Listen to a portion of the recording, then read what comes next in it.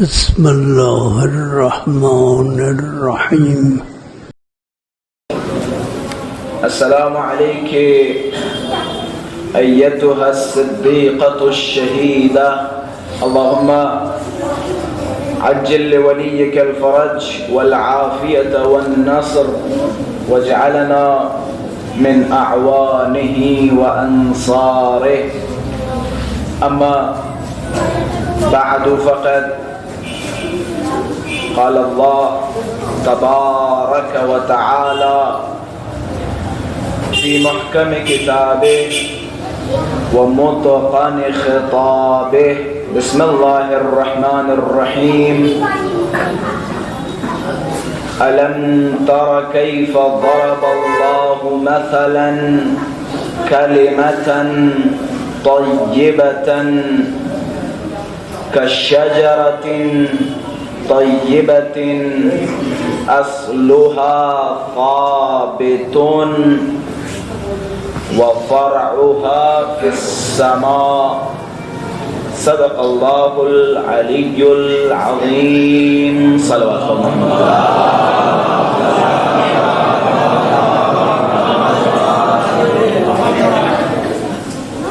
وجود ناظرین ذوالجود امام زمان عجل اللہ تعالی فرجہ الشریف کی سلامتی اور حضرت کے ظہور میں تعجیل، علماء کرام، مراجعین اعظام کی سلامتی اور تمام فاطمیون کی سلامتی اور آپ سب اپنی سلامتی اور اہل خانہ کی سلامتی کے لیے بآواز بلند صلوات ہدیہ فرمائیں۔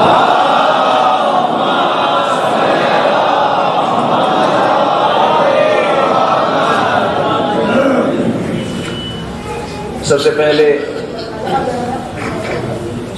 امام زمانہ عجل اللہ تعالی فرجہ الشریف کی خدمت میں جو کہ صاحب عزا ہیں تعزیت پیش کرتے ہیں اور خداوند متعال کی بارگاہ میں دعا گو ہیں پروردگارہ ایام عزائے فاطمیہ میں جو بھی ہم سے قصر و تقصیر کے ساتھ خدمتیں ہوئیں ان تمام خدمتوں کو قبول و مقبول فرما۔ عزائے فاطمیہ میں بھی ہم جناب سیدہ کا تذکرہ کرتے ہیں، فضائل و مناقب بیان کرتے ہیں اور ان مصیبتوں کا تذکرہ کرتے ہیں جو مصیبتیں ان پہ ڈھائی گئیں۔ ٹھیک اسی طرح جس طرح ایام عزائے حسینی میں امام حسین کے فضائل و مناقب بیان کرتے ہیں، مقصد امام حسین بیان کرتے ہیں اور اس کے ساتھ ساتھ وہ مصیبتیں جو امام حسین پہ ڈھائی گئیں ان مصیبتوں کا تذکرہ کرتے ہیں۔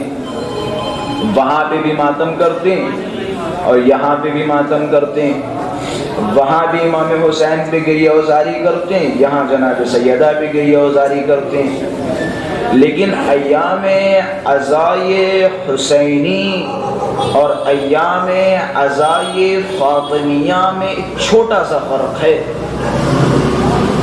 اگر میں اس فرق کو نتیجتاً بیان کروں تو میں کہہ سکتا ہوں ایام عزائے حسینی عمومی ہے، ایام عزائے فاطمیہ خصوصی ہے۔ میرے جملے انشاءاللہ آپ حضرات تک پہنچیں گے۔ ایام عزائے حسینی عمومی ہے، ایام عزائے فاطمیہ خصوصی ہے۔ ایام عزائے حسینی جب ہم امام حسین کا فرش بچھاتے ہیں تو ہر کوئی امام حسین کو پرسہ دینے کے لیے فرش عزائے حسین پہ آتا ہے، لیکن جب ہم فرش عزائے فاطمی بچھاتے ہیں تو یہاں ہر کوئی نہیں بلکہ مخصوص لوگ تشریف لاتے ہیں، مخصوص لوگ تشریف لاتے ہیں۔ اگر مزید جملوں کو بدلوں تو میں کہہ سکتا ہوں ایام عزائے فاطمیہ حد فاصل ہے مومن و منافق کے درمیان۔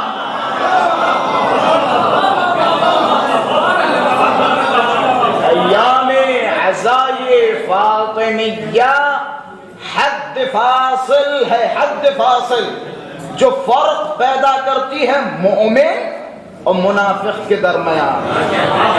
یہ ایام عزائے فاطمیہ ٹھیک اسی طرح جس طرح جناب سیدہ نے خود اپنے وجود کے ذریعے اس دور میں فرق پیدا کر دیا. فرق پیدا کر دیا.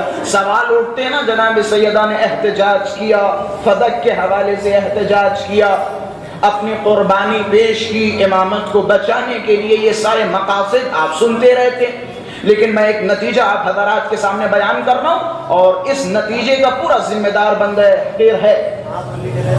اگر جناب سیدہ کی شہادت نہ ہوتی، جناب سیدہ کی یہ قربانی نہ ہوتی، جناب سیدہ مسئلہ فدق پہ اختلاف نہ کرتی، جناب سیدہ مسئلہ فدق پہ احتجاج نہ کرتی، تو وہ جو فکر علی ہے وہ فکر علی گھر میں محدود رہ جاتی.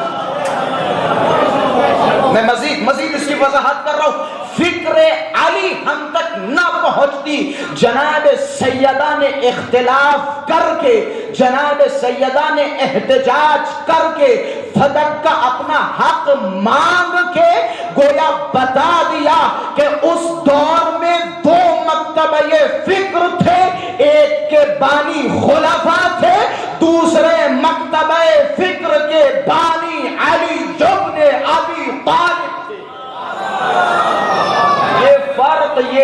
یہ فرق جناب سیدہ کی شہادت نے دیا. یہ فرق جناب سیدہ کی شہادت نے دیا. ویلا اگر اس دور کے ماحول کو اگر آپ دیکھیں، اس دور کا ماحول ایسا تھا. ایک صلوات پڑھیں محمد والے.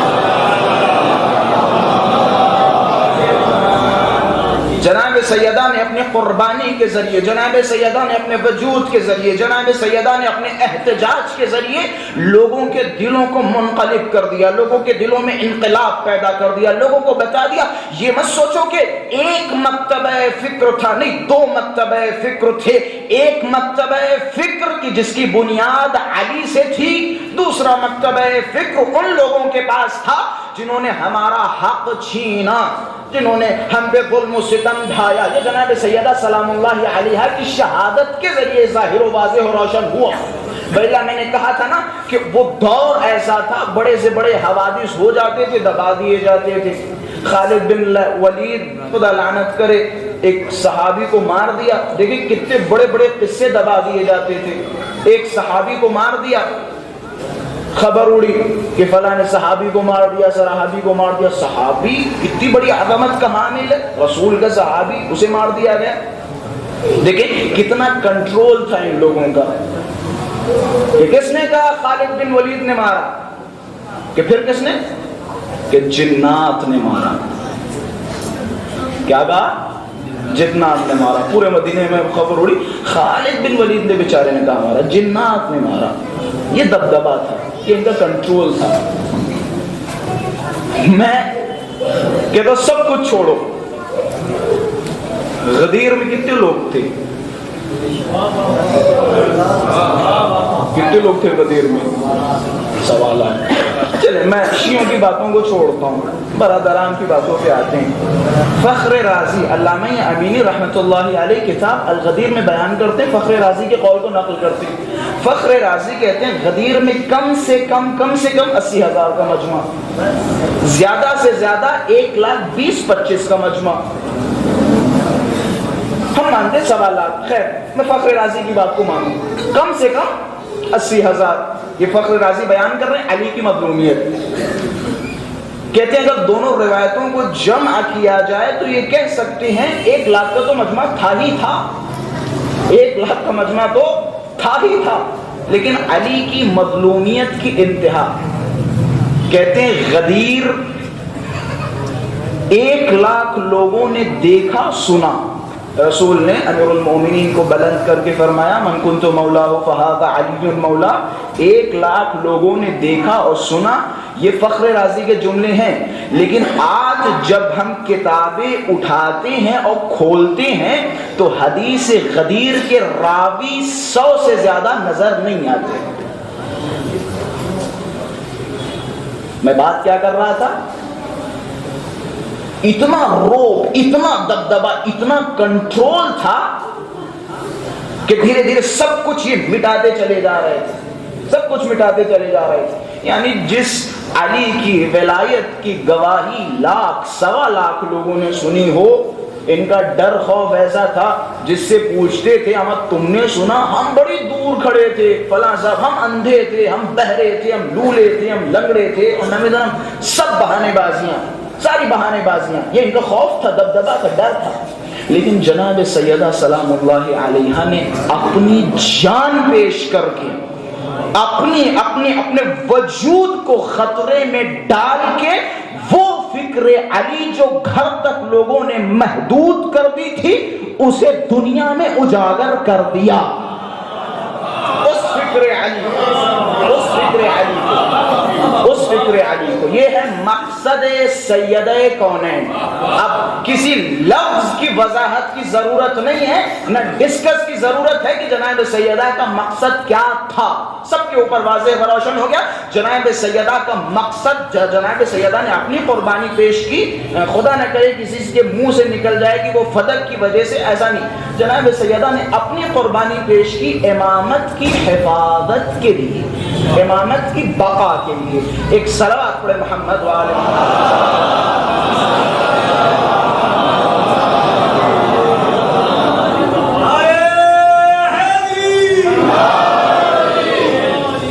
قرآن مجید کی مشہور و معروف آیہ کریمہ کی تلاوت کا شرف حاصل کیا. کیونکہ وقت بہت ہی زیادہ تنگ ہے اور مجھے بیان بہت ساری چیزیں کرنا تھا، لیکن مجبور ہوں، بعض چیزیں مجھے حذف کرنا پڑے گی لگ رہا ہے مجھے. خیر، قرآن مجید کی آیہ کریمہ کی جس کی تلاوت کا شرف حاصل کیا، اس آیہ کریمہ میں شجرہ طیبہ کا تذکرہ ہوا. میں ترجمہ ماشاءاللہ سے سارے کے سارے واقف ہے ترجمے سے، تو میں اصل ہدف و موضوع پہ آ رہا ہوں. ایک صاحب ہمارے چھٹے مولا کے پاس گئے اور جانے کے بعد چھٹے مولا کی خدمت میں عرض کیا یا پانچویں مولا کی خدمت میں کہ مولا، اس آیہ کریمہ میں جو شجرہ طیبہ کا تذکرہ ہے، یہ شجرہ طیبہ کیا ہے؟ اس کی تفسیر بیان کریں. حضرت نے تھوڑی دیر تأمل کیا، فرمایا الشجرہ، کہ اس آیہ کریمہ میں جو شجرہ ہے اس سے مراد رسول اللہ ہے. نسبہ ثابت فی بنی ہاشم. پھر فرمایا وہ فرع الشجرۃ علی بن ابی طالب واغصانها الائمہ وورقها الشیعہ. پھر ایک جملہ اور فرمایا وعنصر الشجرۃ فاطمہ، کہ یہ جو درخت، یہ جو شجرہ طیبہ کہ جس کا تذکرہ قرآن میں خدا نے کیا، اس شجرے سے مراد، اس درخت سے مراد رسول اللہ ہے، اور اس کے تنے سے مراد امیر المؤمنین ہیں، اور اس کی ڈالیوں سے مراد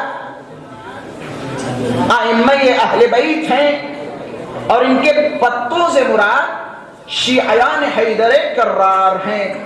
اور پھر فرمایا وعنصر الشجرۃ فاطمہ، اور اس درخت کا عنصر فاطمہ کی ذات ہے. میری پوری بحث اس عنصر پہ ہوگی انشاءاللہ. عنصر پہ سمجھ میں یہ آتا ہے کہ خداوند متعال نے کلمہ طیبہ کا دار و مدار یا اپنے دین کا دار و مدار ایک درخت پہ رکھا ہے. کلمہ طیبہ کا دار و مدار ایک درخت پہ رکھا ہے جسے شجرہ نبوت کہا جاتا ہے. ظاہر سی بات ہے، ایک چھوٹی سی مثال دیتا چلوں تاکہ مزید آپ حضرات میری طرف متوجہ ہو جائیں اور بیدار ہو جائیں. یقیناً درخت مختلف اجزاء پر مشتمل ہوتا ہے. درخت میں ڈالیاں بھی ہوتی ہیں، پتے بھی ہوتے ہیں، تنا بھی ہوتا ہے، جڑ بھی ہوتی ہے، پھل بھی ہوتے ہیں. بھائی غور فرما رہے ہیں؟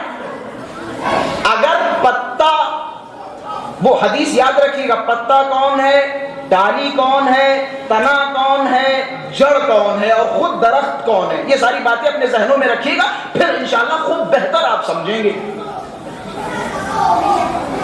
اگر پتا تعلق یا اپنا رشتہ ڈالی سے توڑ دے،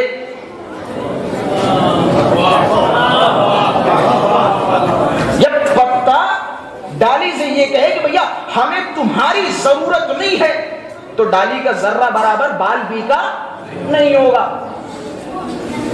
لیکن اگر ڈالی پتے کا ساتھ چھوڑ دے اور وہ رس یا وہ آذوقہ جو ڈالی کے ذریعے پتے تک پہنچتا ہے، اگر ڈالی وہ آذوقہ دینا چھوڑ دے تو پتے کا مقدر یہ ہوگا کہ اس ڈالی سے سوکھ کے زمین پہ گرے گا اور پیروں کے طرح آ کے کچل دیا جائے گا، کچل دیا جائے گا، یہ پتے کا مقدر بنے گا۔ اچھا تھوڑا اور آگے چلتے، اگر ڈالی اپنا رشتہ تنے سے توڑ دے، ظاہر سی بات ہے جو تنے سے رس آتا ہے، آذوقہ آتا ہے، وہ لینا بند کر دے، تو ظاہر سی بات ہے ڈالی بھی آہستہ آہستہ سوکھ جائے گی۔ اور آگے بڑھتے ہیں، اگر تنا درخت سے یا جڑ سے رشتہ توڑ دے اور کہے کہ بھیا جو آذوقہ ہمیں اس تنے کے ذریعے سے، اس درخت کے ذریعے یا اس جڑ کے ذریعے سے ملتا ہے، ہمیں اس آذوقے کی ضرورت نہیں ہے، تو یہ بھی آہستہ آہستہ تمازت آفتاب کی وجہ سے سوکھ جائے گا اور آخر میں کسی لکڑہارے کا مقدر بنے گا۔ پوری بات سمجھ میں آئی نا؟ اگر پتا رشتہ توڑ دے سوکھ جائے گا، ڈالی رشتہ توڑ دے سوکھ جائے گی، تنا رشتہ توڑ دے سوکھ جائے گا۔ سمجھ میں یہ آتا ہے درخت کو باقی رہنے کے لیے درخت سے متصل رہنا پڑے گا، تنے کو جڑ سے متصل رہنا پڑے گا، ڈالی کو اس تنے سے متصل رہنا پڑے گا، اور اگر پتے اپنی بقا چاہتے ہیں، اپنی زندگی چاہتے ہیں، تو پتوں کے لیے ضروری ہے کہ وہ اپنا رشتہ ڈالی سے برقرار رکھیں۔ میں جملے دے رہا ہوں، اپنا رشتہ ڈالی سے برقرار رکھیں۔ اچھا پوری حدیث کی وضاحت ہو گئی، اب وہ آخر کا جملہ باقی رہ گیا تھا۔ جملہ کیا تھا؟ انصر الشجرۃ فاطمہ۔ انصر کا معنی کیا ہے؟ اب آتے لغت کی طرف۔ انصر کے معنی دو بتائے جاتے ہیں، ایک معنی ہے جڑ، بنیاد، اصل، دوسرا معنی ہے انصر کا مادہ سیال یا رس، اسے کہا جاتا ہے انصر۔ اب سمجھ میں آتا ہے جو مولا نے فرمایا انصر الشجرۃ فاطمہ، وہ پتے کہ جنہیں رس مل رہا تھا، وہ تنا کہ جسے جس ذات سے رس مل رہا تھا، وہ ڈالی کہ جسے جس ذات سے رس مل رہا تھا، وہ ذات کوئی اور نہیں بلکہ فاطمہ زہرا کی ذات ہے۔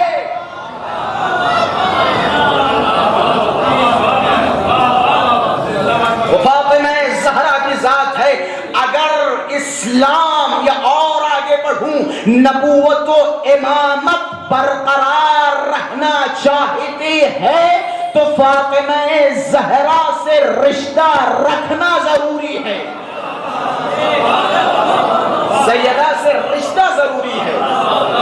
اور یہی نہیں ہے، اسی وجہ سے ہمارے علماء نے یہ جو عبارتیں استعمال کی نا، حلقہ یہ وصل بین امامت و نبوت، کون؟ فاطمہ۔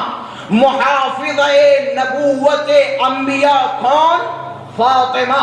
آدم کی نبوت کی محافظ فاطمہ، نوح کی نبوت کی محافظ، تمام انبیاء کی نبوت کی محافظہ کا نام ہے سیدہ کونین، سیدہ کونین۔ اور یقین جانے ان الفاظ میں کوئی غلو نہیں ہے، کوئی غلو نہیں ہے، مثبت محکم الفاظ ہیں۔ جناب سیدہ کو دارت القرون الاولی، آج یہ کل سے نہیں، دارت القرون الاولی، مرکز بنایا گیا، محور بنایا گیا. جناب سیدہ کی ذات خود مرکزیت رکھتی ہے، محوریت رکھتی ہے. خود جناب سیدہ کی ذات مرکز ہے، محور ہے. آپ روایات میں دیکھیں اہل بیت علیہم السلام سیدہ کے حوالے سے کیا فرماتے ہیں؟ مولا فرماتے ہیں کہ ہم جتنے بھی امام ہیں یہ سارے کے سارے تم سب پر حجت ہیں، لیکن ہماری ماں سیدہ کونین خدا کی طرف سے ہم سب پر حجت ہیں. یہ عظمت سیدہ کونین ہے، یہ مرتبہ ہے. چھوٹے مولا فرماتے ہیں وَكَانَتْ عَلَيْهَا الصَّلَاةُ وَالسَّلَامُ، کہ تمہیں پتہ ہے میری جدہ سیدہ کون ہے؟ کانت مفروضۃ الطاعہ علی جمیع من خلق اللہ. کہ تو جناب سیدہ اس ذات کا نام ہے کہ جس کی اطاعت ہر اس شے پہ واجب ہے جسے خدا نے پیدا کیا. یہ مفروضۃ الطاعہ بڑا عجیب و غریب لفظ ہے. یہ جناب سیدہ کی ذات ہے. میں نے کہا نا جناب سیدہ کو مرکز بنایا گیا، جناب سیدہ کو مرکزیت عطا کی گئی.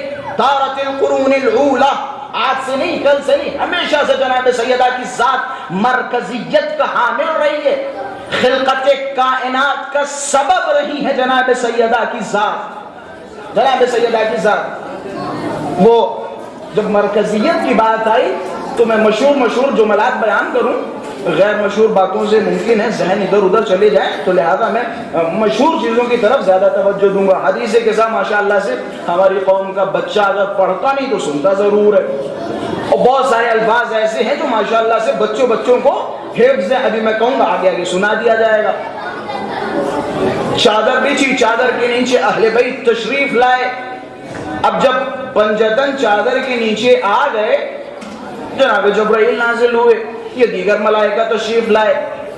خدا سے سوال کیا یا رب ومن تحت الکساء. میں بات کس کی کر رہا ہوں؟ مرکزیت کی بات کر رہا ہوں بھئی، مرکزیت اور محوریت کی بات کر رہا ہوں کہ یا رب ومن تحت الکساء، چادر کے نیچے کون ہے؟ جناب جبرائیل نے سوال کیا، خدا نے جواب کیا دیا؟ ہم فاطمہ و ابوہا و بعلوہا و بنوہا.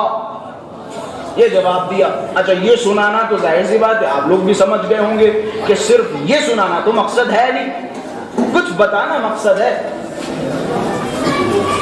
بھئی خدا یہ کہہ سکتا تھا کہ یہ رسول اللہ ہیں اور یہ ان کی بیٹی ہیں اور یہ ان کے داماد ہیں اور یہ ان کے نواسے ہیں. خدا کہہ سکتا تھا، ایسی بات ہے. مرکز تعارف کسے بنایا جاتا ہے؟ لیکن اگر ساری کڑیوں کو سمجھیں گے تب نتیجے پہ مزہ آئے گا. اگر ساری کڑیوں کو سمجھیں گے تب مرکز تعارف یا محور تعارف کسے بنایا جاتا ہے. میں ایک ادبی بات بھی کرتا چلوں. اگر آپ ادب میں جائیں گے، عربی ادب میں جائیں گے تو مبتدا خبر، کیونکہ علماء حضرات بھی تشریف فرمائیں، مبتدا خبر بنانے کے طریقے میں اگر آپ جائیں گے تو مبتدا خبر تبھی بنا سکتے یا تو دونوں کے دونوں معرفہ ہوں تب آپ مبتدا خبر بنا سکتے ہیں، یا ایک معرفہ ایک نکرہ ہو، جو معرفہ ہوگا اسے مبتدا قرار دیا جائے گا. اگر دونوں نکرہ ہوں گے تو مبتدا خبر درست نہیں ہوگی. خیر بعض لوگوں کے بلکہ اکثریت کے اوپر سے چلی گئی. اب میں آپ کی لینگویج میں سمجھاتا ہوں. مرکز تعارف اسے بنایا جاتا ہے یا محور تعارف اسے بنایا جاتا ہے پوچھنے والا جسے زیادہ جانتا ہو. میں ایک منزل پہ لے جانا چاہ رہا ہوں، میری پوری کوشش ہے، پوری تھکاوٹ کے ساتھ آپ حضرات کے ساتھ ہوں، پوری کوشش کر رہا ہوں. مرکز تعارف یا محور تعارف اسے بنایا جاتا ہے پوچھنے والا جسے زیادہ جانتا ہو، اسے مرکز تعارف بنایا جاتا ہے. میں مثال کے ذریعے سمجھاتا چلوں، ممکن ہے بچوں کی سمجھ میں نہ آئی ہو. انشاءاللہ آپ نجف اشرف تشریف لائیں زیارت امیر کے لیے. جب آپ حرم مطہر سے باہر نکلے تو سامنے آپ کو سستانی صاحب کا دفتر نظر آئے. آپ مجھ سے سوال کریں کہ غربی صاحب یہ دفتر کس کا ہے اور اس میں کون رہتا ہے؟ تو ظاہر سی بات ہے، کیونکہ میں جانتا ہوں کہ جس نے مجھ سے سوال کیا ہے اس دفتر میں وہ سب سے زیادہ سیستانی صاحب کو جانتا ہے، کیونکہ میں جانتا ہوں کہ یہ سیستانی صاحب کو زیادہ جانتا ہے۔ تو لہٰذا جب آپ مجھ سے سوال کریں گے کہ اس دفتر میں کون ہے، تو میرا جواب یہ ہوگا کہ اس دفتر میں سیستانی صاحب رہتے ہیں اور ان کے 2 فرزند رہتے ہیں، یا ان کے کام کرنے والے اس دفتر میں رہتے ہیں۔ میں جملے پہنچا رہا ہوں نا۔ مرکز تعارف اسے بنایا جاتا ہے جسے لوگ زیادہ جانتے ہوں۔ اب ایک سوال اور آپ حضرات کے اذہان عالیہ میں گھوم رہا ہے، وہ سوال یہ ہے کہ کیا رسول اللہ سے زیادہ ملائکہ جناب سیدہ کو جانتے تھے؟ سوال، کیا رسول اللہ سے زیادہ جناب سیدہ کو جانتے تھے؟ یقیناً رسول اللہ ہر صفت میں سب سے افضل ہے۔ یہ شیعوں کا محکم عقیدہ ہے، اگر کوئی تہمت لگا رہا ہے تو وہ صرف تہمت ہے، اس کے سوا کچھ نہیں ہے۔ ہم امیر المؤمنین کو بعد از رسول خدا افضل سمجھتے ہیں، ہم علم میں رسول اللہ کو علی سے افضل سمجھتے ہیں، تقوی میں علی سے افضل سمجھتے ہیں، ہر شے میں امیر المؤمنین سے افضل رسول خدا کو سمجھتے ہیں۔ یہ شیعوں کا عقیدہ ہے، پوری دنیا جان لے، اس میں کوئی شک نہیں، کوئی دو رائے نہیں۔ اچھا، پھر جناب سیدہ کو مرکز تعارف بنایا کیوں گیا؟ آتے ہیں، تھوڑا پہلے چلتے ہیں، تھوڑا نہیں بلکہ زیادہ پہلے۔ کہتے ہیں جناب آدم کی خلقت سے بھی پہلے، جناب آدم کی خلقت سے بھی پہلے خداوند متعال نے ملائکہ کو پیدا کیا۔ ملائکہ کی تعداد نہج البلاغہ میں اگر جائیں تو مولا متقیان فرماتے ہیں تمہاری اس زمین پہ جتنے ذرات ہیں ان سے کہیں زیادہ خدا نے آسمانوں پہ ملائکہ کو پیدا کیا ہے، تمہاری زمین کے ذرات سے زیادہ۔ اچھا ٹھیک ہے، بات کو آگے بڑھاتے ہیں۔ کہتے ہیں ملائکہ کو خدا نے پیدا کیا۔ اب جب ملائکہ پیدا ہو گئے، چاروں طرف اندھیرا اندھیرا اندھیرا، کچھ دکھائی نہیں دے رہا۔ وَشَكَتِ الْمَلَائِكَةُ، ملائکہ خدا کی بارگاہ میں گئے اور جانے کے بعد فرمایا یا رب یہ اندھیرا برداشت نہیں ہو رہا۔ ملائکہ نے شکایت کرنا شروع کی، پروردگارہ ہم سے اس اندھیرے کو دور فرما۔ خدا نے ملک کو حکم دیا کہ جاؤ خود من نور فاطمہ، تھوڑا سا نور فاطمہ ان پر ظاہر کر دو۔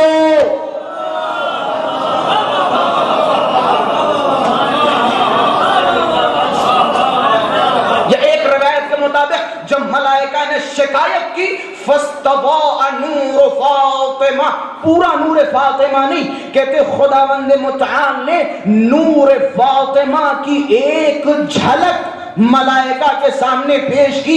اب جیسے ہی ملائکہ کے سامنے نور سیدہ کی ایک جھلک پیش کی گئی، روایتوں کے جملے ہیں غشی الملائکہ، سارے ملائکہ پہ غشی طاری ہوئی۔ عجب نہیں، وخرت للہ ساجدین، خدا کے لیے سب نے سجدہ بجا لایا اور خدا کی بارگاہ میں کھڑے ہوئے اور فرمایا الہنا و سیدنا ما النور، اے میرے پروردگارا، اے میرے سید و سردار، آخر یہ نور تھا کیسا؟ کس کا نور تھا کہ جس نے ہماری عقلوں کو مبہوت کر دیا؟ یہ آخر کیسا نور تھا؟ کس کا نور تھا؟ عجب نہیں، خداوند متعال نے ملائکہ کی طرف خطاب کیا، اے میرے ملائکہ، ہاوا نور من نوری، یہ ایک نور ہے جو میرے نور سے مشتق ہوا ہے۔ خلقتہ من عظمتی، اس نور کو ہم نے اپنی عظمت سے خلق کیا ہے۔ وجعلتہ فی سماواتی، اور خلق کرنے کے بعد اس نور کو آسمانوں کی زینت بنا دیا۔ اس نور کو آسمانوں کی زینت بنا دیا، ستاروں کی زینت بنا دیا۔ آج دنیا ستارے پہ بڑا فخر کرتی ہے، قمر پہ بڑا فخر کرتی ہے۔ تمہیں نہیں پتا یہ جو ستارے اور قمر اور چاند دیکھ رہے ستاروں سے اپنی قسمت بناتی ہے، لیکن دنیا والوں کو نہیں پتا اما جس ستارے سے تم اپنی قسمت سنوارنے جا رہے ہو وہ ستارہ خود سیدہ کی دہلیز پہ سجدے کر کے اپنی قسمت بناتا ہے۔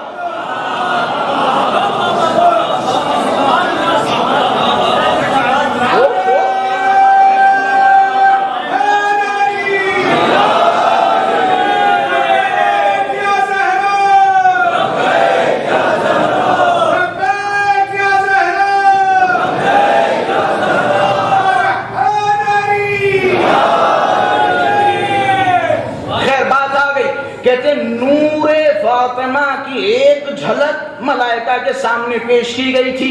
اچھا، کیونکہ ملائکہ نور فاطمہ کو دیکھ چکے تھے، اندھیرے کے بعد اگر سب سے پہلے کسی کے نور کو دیکھا تو وہ کس کا نور تھا؟ فاطمہ کا نور تھا۔ لہٰذا جب انہی ملائکہ نے خدا سے پوچھا پروردگارا چادر کے نیچے کون ہے، خدا نے وہ منظر یاد دلایا اور کہ یہ وہی چادر کے نیچے فاطمہ ہے۔ ایک صلوات پڑھے محمد و آل محمد کے ساتھ۔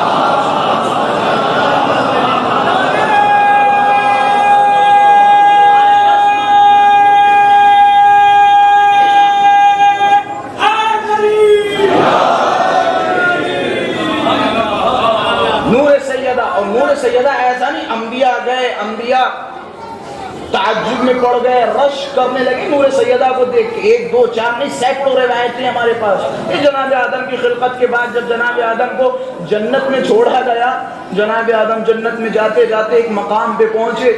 اب جب ایک حجرے میں گھسے تو چاروں طرف نور ہی نور ہے۔ جناب آدم پریشان ہوئے، جبرائیل آئے کہ یا جبرائیل یہ تصویر کس کی ہے؟ اب مجھے اس سے بحث نہیں ہے، بعض ہمارے خطبہ بحث کرتے ہیں وہ تصویر دیکھی یا نہیں دیکھی، وہ شکل دیکھی یا نہیں دیکھی، اس سے مجھے مطلب نہیں ہے۔ مطلب یہ ہے جناب آدم نے جب اس تصویر کی طرف دیکھا متعجب ہوئے، حیران ہوئے کہ یہ تصویر کس کی ہے؟ جناب جبرائیل نے فرمایا ہذہ نور فاطمہ، یہ فاطمہ کا نور ہے، سر پہ تاج ہے، گلے میں ہار ہے، کانوں میں گوشوارے ہیں، بوندے ہیں۔ اب عجب نہیں، جیسے ہی جبرائیل نے کہا وہی تصویر فاطمہ، اب جو سر کا تاج تھا آواز آئی انا رسول اللہ، میں رسول ہوں۔ گلے کے ہار سے آواز آئی انا علی ابن ابی طالب۔ کانوں کے گوشواروں سے آواز آئی انا الحسنین، انا الحسنین۔ یہ عظمت۔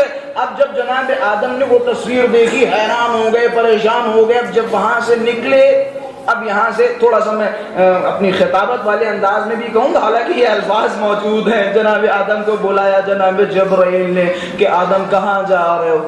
کہ اب تو تصویر دیکھ چکے، نور عجیب و غریب تھا، رش کر رہا ہوں کاش پروردگارہ ہمیں بھی تھوڑا سا اس طرح کا نور عطا کرتا۔ جب جناب آدم وہاں سے چلے تو عجب نہیں، مسکرا کے جناب جبرائیل نے فرمایا ہو یا آدم ذکر ہؤلاء الاسماء، ان ناموں کو یاد کر لو نہیں تو آگے چل کے توبہ قبول نہیں ہوگی۔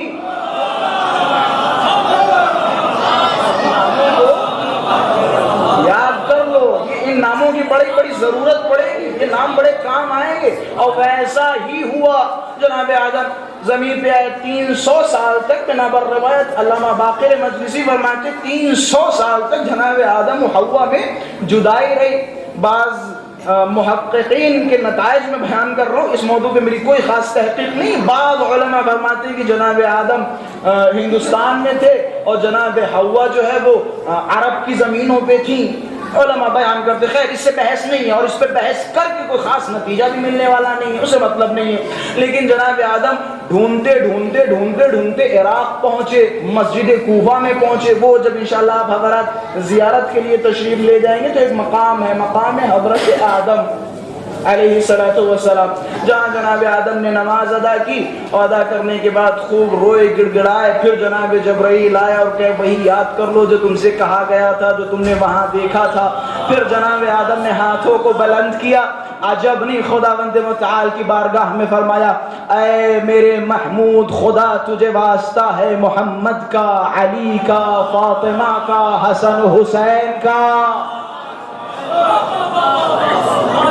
انہی ناموں کے صدقے میں خداوند متعال نے 300 سال تک جو پریشان تھے، کچھ لمحوں میں اہل بیت کے نام سے ان کی پریشانی دور ہو گئی.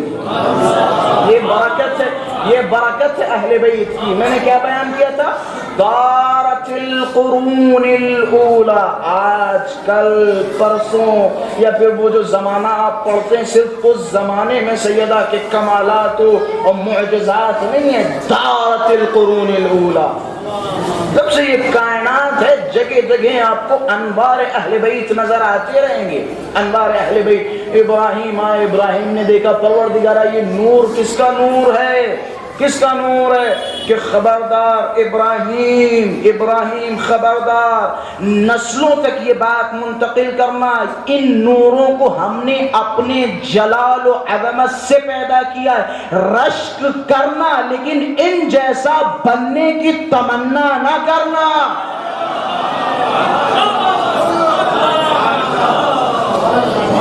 باقاعدہ ایک روایت میں لفظ ہے، میں اس لفظ کو کیسے بیان کروں؟ کہتے ہیں جناب آدم کے دل میں حسرت پیدا ہوئی. میں جو بھی روایات و احادیث بیان کر رہا ہوں یہ بات میں بتاتا چلوں، کیونکہ فی الحال جو جس طرح کی خطابت ہوتی، خطابت کے درمیان اگر میں ایک روایت پڑھوں اور پڑھنے کے بعد کہوں کہ فلاں کتاب و فلاں جگہ و فلاں صفحے پہ، تو تھوڑا بہت جو ہمارا میٹر ہوتا ہے وہ میٹر ڈسٹرب ہو جاتا ہے. تو لہٰذا آپ حضرات کے لیے دروازہ کھولا ہے. جو میں یہاں بیان کر رہا ہوں ممبر سے اترنے کے بعد فوراً آپ مجھ سے پوچھ سکتے ہیں. تقریباً میں یہ ساری چیزیں جو پڑھنی ہوتی ہیں وہ لکھ کے لاتا ہوں تاکہ ممبر کے بعد وہ آپ حضرات تک منتقل کی جا سکے. اگر میں وہ ساری چیزیں یہاں بیان کروں گا تو یقیناً 10 سے 15 منٹ اسی میں لگ جائے گا، اور جو مجھے بیان کرنا وہ بیان بھی نہیں کر پاؤں گا. اور یہ حسن خطابت کے خلاف بھی ہے، حسن خطابت کے خلاف بھی ہے. یا تو پھر بعنوان درس رکھا جائے تو اس میں انشاءاللہ جو ہے سند اور نمیدرم دوسری بھی چیزوں پہ بحث کر کے اور اچھے اچھے نتیجے دیے جائیں گے. خلاصہ میری بحث میں بھول گیا، ایک صلوات پڑھے محمد والے محمد کی ذات پر. جناب سیدہ کونین سلام اللہ علیہ کو مرکز بنایا گیا، محور بنایا گیا. اور میں نے اس حوالے سے وہ حدیث قصہ کے چند جملات آپ حضرات کے سامنے بیان کیے. میں کہتا ہوں حدیث قصہ کو بھی چھوڑے، ساری چیزوں کو چھوڑے. ایک حدیث قدسی، حالانکہ یہ اختلافی ہے، اس پہ بعض علماء کا ماننا ہے کہ ایسا کچھ نہیں ہے، بعض کا ماننا ہے. اور وہ بعض جو اس چیز کو مانتے ہیں ان بعض میں بڑے دگج نام ہیں اور بہت بڑے بڑے نام ہیں کہ جن میں علامہ امینی، علامہ مجلسی اور نمیدونم شیخ جعفر حر عاملی اور آیت اللہ مستنبط اور اسی طریقے سے بہت سارے بڑے بڑے نام کہ جو اس حدیث کو قبول کرتے ہیں. حدیث مشہور و معروف ہے. میں نے کیا جملہ کہا تھا؟ جناب سیدہ کو محور کائنات بنایا گیا، خلقت کا محور بنایا گیا. جناب سیدہ کے صدقے میں یہ کائنات خلق کی گئی. اس پہ مشہور و معروف، شاید آپ حضرات نے بھی سنی ہو، شاید کا لفظ تھوڑا سا معیوب تھا، یقیناً آپ حضرات نے سنی ہے. کیا ہے؟ خدا نے فرمایا، حدیث قدسی ہے، خدا نے فرمایا کنتو کنزن مخفیہ، میں ایک چھپا خزانہ تھا. فاحببت ان اعرف، میں نے چاہا کہ میں پہچانا جاؤں. فخلقت الخلق، میں نے مخلوقات کو پیدا کیا، خلق کیا. کس لیے؟ تاکہ میں پہچانا جاؤں. خیر یہاں تک آپ میرے ساتھ ہیں. میں چھپا خزانہ تھا، میں نے چاہا میں پہچانا جاؤں. فخلقت الخلق، میں نے مخلوقات کو پیدا کیا. تو خدا نے اپنی پہچان کے لیے کسے پیدا کیا؟ مخلوقات کو. پھر آگے فرماتا ہے یا احمد ولولاک لما خلقت الافلاک، اگر آپ کو پیدا کرنا مقصد نہ ہوتا تو میں ان مخلوقات و افلاک کو پیدا ہی نہ کرتا. بھئی خدا نے کیا فرمایا؟ میں نے چاہا اپنے آپ کو پہچانواؤں تو میں نے مخلوقات کو پیدا کیا. اگر آپ نہ ہوتے تو میں مخلوقات کو پیدا ہی نہ کرتا. پھر آگے چل کے فرمایا ولولا علی لما خلقتک، اگر علی نہ ہوتے تو نہ میں افلاک کو پیدا کرتا نہ آپ کو پیدا کرتا. اگر علی نہ ہوتے نہ میں افلاک کو پیدا کرتا نہ آپ کو پیدا کرتا. اچھا بات کیا یہی رک گئی؟ نہیں، آگے بھی بات ہے. اپنی خداوند متعال نے فرمایا کہ یا احمد ولولا فاطمہ لما خلقتکما، اگر فاطمہ کی ذات نہ ہوتی تو میں نہ محمد کو پیدا کرتا نہ علی کو پیدا کرتا نہ افلاک کو پیدا کرتا. اگر خلقت فاطمہ کا مقصد نہ ہوتا. یہ میں نے اپنی طرف سے کچھ نہیں کہا، ختم. یہی پہ بات کو ختم کر رہا ہوں. نہ میں اس کی زیادہ شرح کے چکر میں پڑھوں گا نہ ہی زیادہ توضیح پیش کروں گا. ختم کر رہا ہوں یہیں پہ. محور کائنات جناب سیدہ کی ذات ہے. علماء نے مختلف وجوہات بیان کی ہیں کہ کیوں جناب سیدہ کو محور کہا جاتا ہے. محور و مرکزیت جناب سیدہ کو عطا کی گئی. ایک دلیل میں نے بھائی حدیث قضا والا جملہ، اور دوسرا خود یہ حدیث اس بات پہ دلالت کرتی ہے کہ جناب سیدہ کو محور خلقت کائنات خدا نے بنایا. ایک صلوات پڑھے محمد والے محمد کے ساتھ.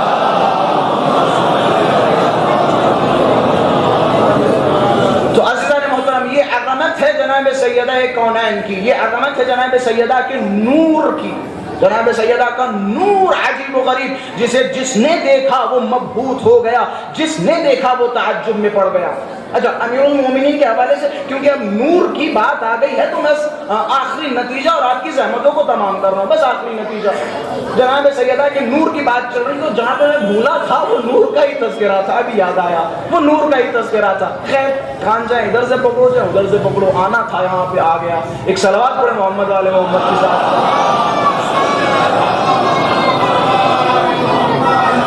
اچھا نور، میں اس نور کے لیے کیونکہ نور کا بار بار نور کا ہی تذکرہ چل رہا ہے تو اس کے لیے میں ایک چھوٹا سا مقدمہ بناتا ہوں. جناب سیدہ کے بہت سارے القابات ہیں، بہت سارے نام ہیں. ایک نام مشہور و معروف فاطمہ، اس کی بڑی علتیں تو فی الحال مورد بحث نہیں ہے، لیکن میں اوپر کی باتیں بتاتا چلوں.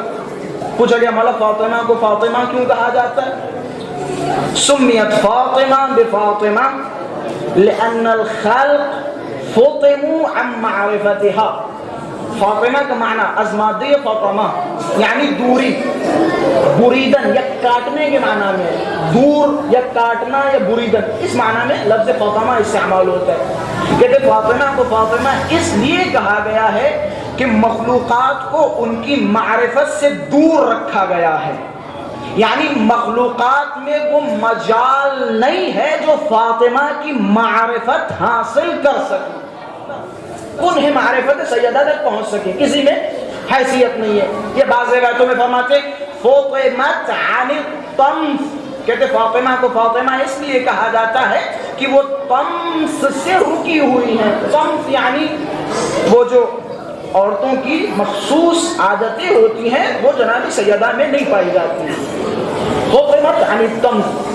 پھر فرماتے فاطمہ کو فاطمہ اس لیے کہا جاتا ہے فاطمت عن الشر، جناب سیدہ تمام برائیوں سے رکی ہوئی ہیں، کسی طرح کی کوئی نجاست و پلیدی ان کے پاس نہیں آ سکتی. مختلف علتیں، ایک ان میں سے بڑی خوبصورت علت کہ فاطمہ کو فاطمہ کیوں کہا جاتا ہے. فرمایا سمیت فاطمہ بفاطمہ لأنها فطمت هي وشيعتها وَمُحِبِّيهَا عَنِ النَّارِ۔ فاطمہ کو فاطمہ اس لیے کہا جاتا ہے کہ فاطمہ خود اور اپنے چاہنے والوں کو اور اپنے شیعوں کو جہنم کی آگ سے دور رکھیں گی۔ مختلف وجوہات، فی الحال میرے پاس اتنا وقت نہیں ہے، اب آتے ہوئے لفظ زہرا پہ۔ مولا سے پوچھا گیا مولا زہرا کیوں کہا جاتا ہے؟ زہرا کیوں کہا جاتا ہے؟ بس 5 یا 6 منٹ زیادہ سے زیادہ، اس سے زیادہ انشاءاللہ نہیں دوں گا، میری طرف توجہات۔ مولا سے پوچھا گیا مولا زہرا کیوں کہا جاتا ہے؟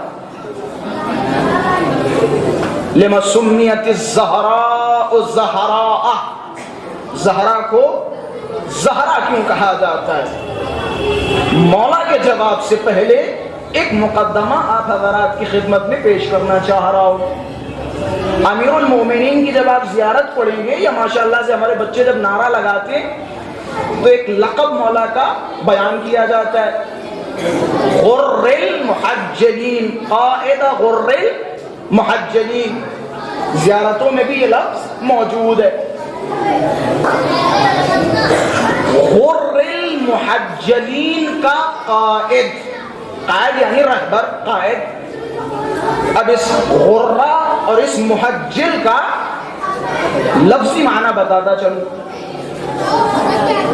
اگر لسان عرب میں جائیں گے تو غرہ کا معنی ہے وَهُوَ الْبَيَاضُ الَّذِي عَلَى وَجْهِ الْفَرَسِ۔ غرہ کہتے ہیں گھوڑے کی پیشانی پہ جو ایک سفیدی ہوتی ہے۔ یہ جو عربی آپ نسلی گھوڑے دیکھیں، نسلی خوب بہترین اور اعلیٰ برانڈ کے گھوڑے دیکھیں عربی، تو وہ پورے بلیک ہوتے ہیں یا پورے مثال کے طور پہ ریڈ ہوتے ہیں، اور ان کی پیشانی پہ ایک سفید سی پٹی ہوا کرتی ہے، وہ پٹی دور سے چمکتی ہے، اسے کہا جاتا ہے غرہ۔ محجل کسے کہا جاتا ہے؟ وَهُوَ الْبَيَاضُ الَّذِي عَلَى أَرْجُلِ الْفَرَسِ۔ محجل کسے کہتے ہیں؟ وہ سفیدی جو گھوڑے کے پیروں پہ ہوتی ہے، اسے کہا جاتا ہے محجل۔ خلاصہ اب مولا نے کیا فرمایا؟ مولا کا لقب کیا ہے؟ قائد غر المحجلین۔ یہ ہو گیا اس کا لفظی معنی۔ اب آتے روایتوں میں اس کی شرح کیا بیان کی گئی ہے۔ رسول اللہ نے فرمایا روز محشر تمام انبیاء کو بلایا جائے گا، اور بلانے کے بعد سارے نبیوں کی پیشانی سے ایک نور ساطع ہوگا، پیروں سے ایک نور ساطع ہوگا۔ سارے نبیوں کو بلانے کے بعد پھر علی کو بلایا جائے گا، نبی علی کے نور کو دیکھیں گے، تعجب کریں گے اور کہیں گے پروردگارا یہ کس کا نور ہے، یہ کتنا خوبصورت ہے، ہمارے پاس تو ایسا نور نہیں ہے۔ آواز قدرت آئے گی، ارے یہ علی ابن ابی طالب ہے، تمام نوروں کے سردار ہیں، تمام نوروں کے قائد غر المحجلین، تمام پیشانیوں سے ابھرتے ہوئے اور پیروں سے ابھرتے ہوئے نور والوں کے سردار ہیں۔ کون؟ علی ابن ابی طالب۔ بس جملے پہ جہاں غور کروانا تھا وہاں میں نے غور کروا دیا۔ وہ جملہ کیا تھا؟ جب نور علی کو ملائکہ دیکھیں گے، انبیاء دیکھیں گے تو سارے تعجب کریں گے، رک جائیں گے، ٹھہر جائیں گے، خدا کی بارگاہ ہمیں عرض کریں گے اے میرے پروردگارا یہ کس کا نور ہے، رشک کریں گے اے میرے خدایا کاش تھوڑا سا نور ہمیں بھی مل جاتا، کاش علی جیسا نور ہمیں بھی مل جاتا۔ یہ کس کا نور تھا؟ علی کا نور تھا۔ اب آتے ہیں جناب سیدہ کونین کی طرف۔ جب امام سے پوچھا گیا مولا زہرا کو زہرا کیوں کہا جاتا ہے؟ عجب نہیں، مولا نے فرمایا لِأَنَّهَا تَظْهَرُ نُورُ وَجْهِهَا لِعَلِيِّ ابْنِ أَبِي طَالِبٍ۔ فرمایا زہرا کو زہرا اس لیے کہا جاتا ہے کیونکہ زہرا کے چہرے کا نور ظاہر ہوتا ہے علی کے لیے. اب میں جملہ کہوں گا, جب یہ علی کے لیے زہرا کے چہرے کا نور ظاہر ہوتا ہے, علی جب زہرا کے چہرے کے نور کی طرف دیکھتے ہیں تو عجب نہیں, تعجب کرتے ہیں, رشک کرتے ہیں, پروردگارا تو نے اپنے ملکہ کو کیا نور نوازا ہے, کیا خوبصورت نور عطا کیا ہے. اب جملہ مجھے کہنے دیجئے, جس کے نور کو دیکھ کر تمام انبیاء رشک کرے اسے علی کہتے ہیں, علی جس کے نور کو دیکھ کے اسے فاطمہ کہتے ہیں.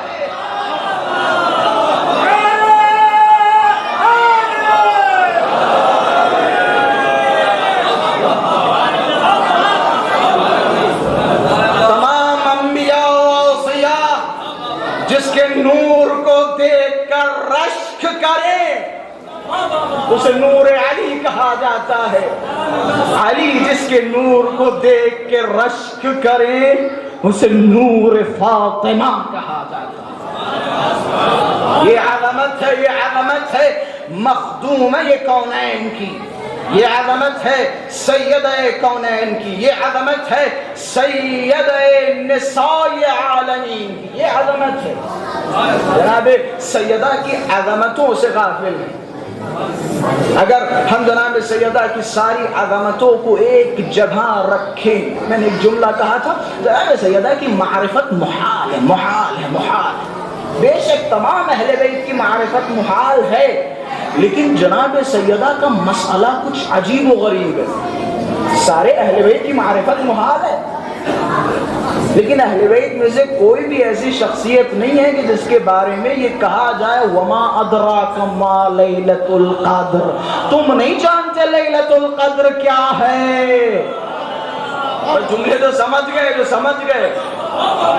سب کی معرفت محال ہے, لیکن جب ذکر سیدہ ہو, مولا سے پوچھا گیا مولا یہ لیلۃ القدر کیا ہے. اچھا نہیں چھٹے مولا نے فرمایا لیلۃ القدر ہی فاطمہ, لیلۃ القدر فاطمہ کی ذات ہے.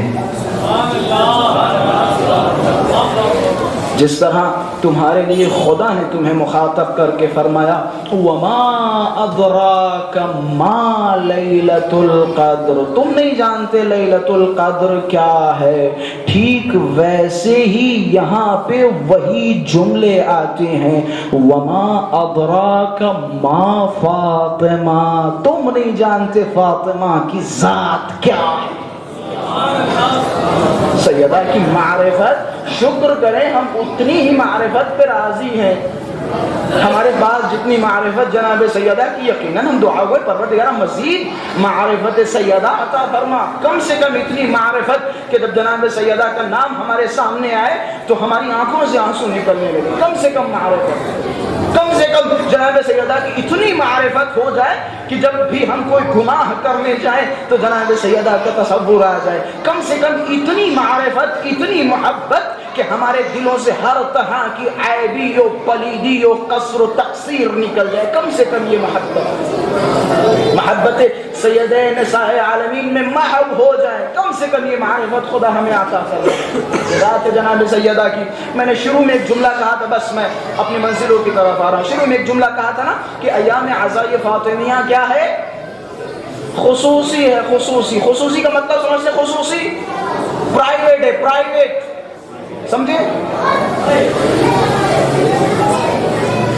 اگر عمومی ہوتی تو وصیت کی جاتی آنے والی نسلوں کو, آنے والی دنیا کو میرا سلام کہیے گا. اگر عمومی ہوتی, آپ کو پتہ جناب سیدہ کا سلام کیا ہے. آخر میں جب مولائے متقیان کو اپنے پاس بٹھایا, وصیتیں کرنا شروع کی. علی جان,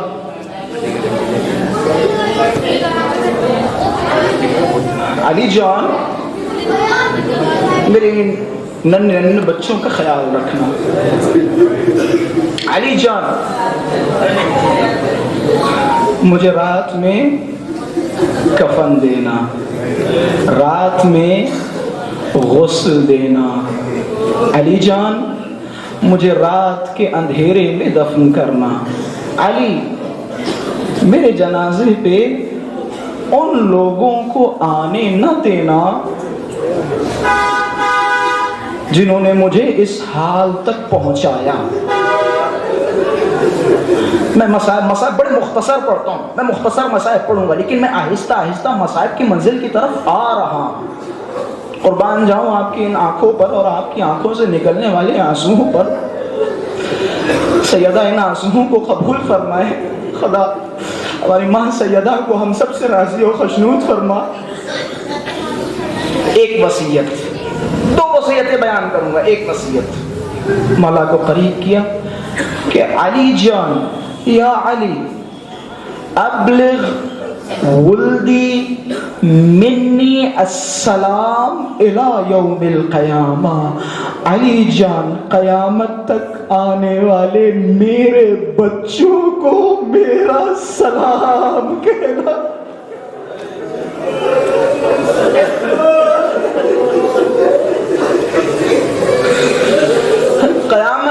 قیامت تک آنے والے میرے بچوں کو ولدی, میرے بچوں کو, میرے شیعوں کو میرا سلام کہنا. یہ سلام بڑا خصوصی ہے. پتہ ہے اس سلام کے ذریعے آپ اسے صرف سلام سمجھ رہے ہیں, لیکن میں جب اس سلام کو سنتا ہوں نا تو مجھے اس سلام سے کہیں نہ کہیں مظلومیت کی بو محسوس ہوتی ہے. گویا سیدہ اس سلام کے ذریعے بتانا چاہتی ہے میرے بچوں تمہیں نہیں پتا مدینے کے باغیوں نے میرے گھر کے دروازے کو جلا دیا. میرے بچوں تمہیں نہیں پتا جب وہ دروازہ جلنے لگا اس جلتے ہوئے دروازے کو میرے پہلو پہ گرا دیا. بچوں تمہیں نہیں پتا. ارے آپ یہ سمجھتے ہیں نا کہ ہم 1400 سال کے بعد گریا کر رہے, 2 دن گریا کر لیا, بڑا سیدہ پہ گریا کر لیا. نہیں آقا جان, اہل بیت کی حالت دیکھیں. چھوٹے امام تشریف فرما تھے, ایک صاحب آئے اور آنے کے بعد مولا کی خدمت میں عرض کیا, مولا آپ کو امامت کی کون کون سی میراثیں ملی ہیں؟ امام نے ایک صندوق کھولا, تلوار نکالی کہ یہ دیکھو یہ ہمیں میراث میں ملا ہے. امامہ اٹھایا کہ یہ دیکھو ہمیں میراث میں ملا ہے. تمام موارث اہل بیت اطہار نے, امام نے اسے دکھائے اور دکھانے کے بعد ایک چھوٹی سی پوٹلی نکالی. نکالنے کے بعد آنکھوں میں آنسو ہے, آہستہ آہستہ کھولنا شروع کیا. اب جب کھولا راوی نے دیکھا کہ مولا اس میں تو جلی ہوئی لکڑیاں ہیں. ہو گئی آپ کی آوازیں بلند. بس میں 2 سے 3 منٹ زحمت تمام. بس جیسے ہی دیکھا کہ مولا اس میں تو جلی ہوئی لکڑیاں ہیں. عجب نہیں, مولا نے سینے پہ ہاتھ رکھا کہ تمہیں نہیں پتا یہ جلی ہوئی لکڑیاں کوئی عام لکڑیاں نہیں ہے, یہ اس دروازے کی لکڑیاں ہیں جس دروازے کو رسول چوما کرتے تھے. یہ اس دروازے کی لکڑیاں ہیں جسے رسول چوما کرتے تھے. مولا زارو قطار رونے لگے. عجب نہیں, آنے والے نے پوچھا مولا کیا آپ کے لیے فاطمہ کی شہادت اتنی سخت ہے, اتنی عالمگیر ہے, اتنی غمناک ہے؟ عجب نہیں, مولا نے ایک جملہ فرمایا, بس میں نے ختم کیا. مولا نے فرمایا تمہیں نہیں پتا میری جدہ فاطمہ کی مصیبت کتنی عظیم ہے. میری جدہ کی ایک مصیبت کہ جس پہ رونے کے لیے اگر قیامت تک رویا جائے تو کم ہے. ہاتھوں کو جوڑا, مولا وہ مصیبت کیا ہے کہ جس پہ قیامت تک رویا جائے تو کم ہے؟ عجب نہیں, مولا نے آنکھوں کو بند کیا کہ وہ مصیبت یہ ہے کہ لعین آیا, دروازے پہ آگ لگائی. جب دروازہ جل گیا فرفض برجلئی, اپنے پیروں سے دروازے کو مارا. ارے دروازہ پہلو پہ گرا, آواز آئی, ارے پھر تو مجھے سوالے, میری پسلیاں ٹوٹ گئی, میرا محسن شہید.